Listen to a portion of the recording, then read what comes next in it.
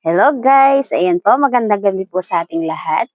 Namili po ako ng mga gamit ng aking mga anak. Ayan po, hindi ko na po sila naisama and pamimili kasi po mahirap talaga po ang daan dito sa amin at malayo ang pinamilihan ko po sa bayan ko po ng Lopez, Quezon.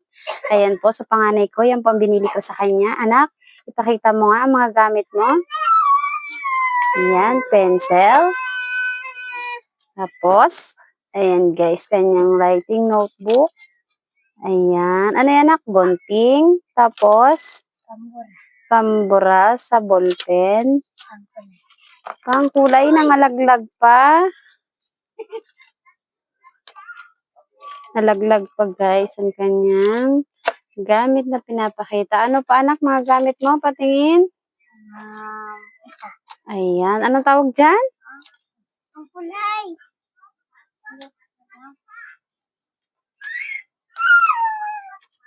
Watercolor. Ayan. Tsaka ano to?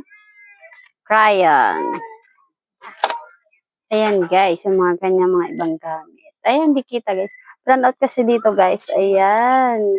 Plus naka-plus light lang po kami. Ayan. Drawing book. At dito naman po sa aking grade 1, magi-grade 1 na. Ayan po ang gamit niya. Nakapakita mo nga ang gamit mo. Ayan guys, ayan po ang gamit niya. Tapos ay, ano guys, binilhan ko siya ng, ganito. Ayan guys. Hindi ko pa siya guys, mga pinagtagalan ng presyo. Tapos, ito guys yung kanyang writing notebook. Ayan guys. Siyam siya.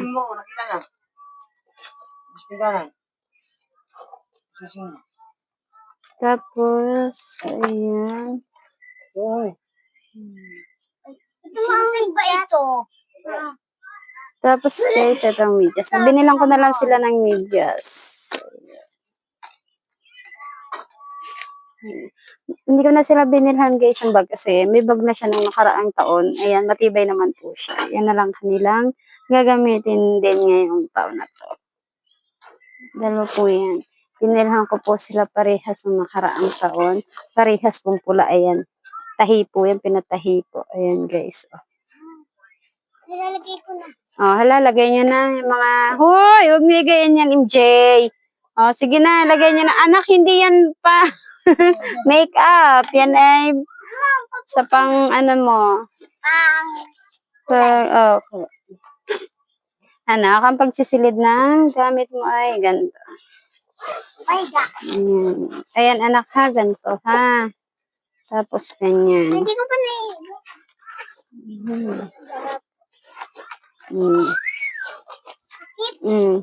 Yan, doon sa lagay ng medyas. Guys. Thank you guys sa panonood ng aking video. Salamat po.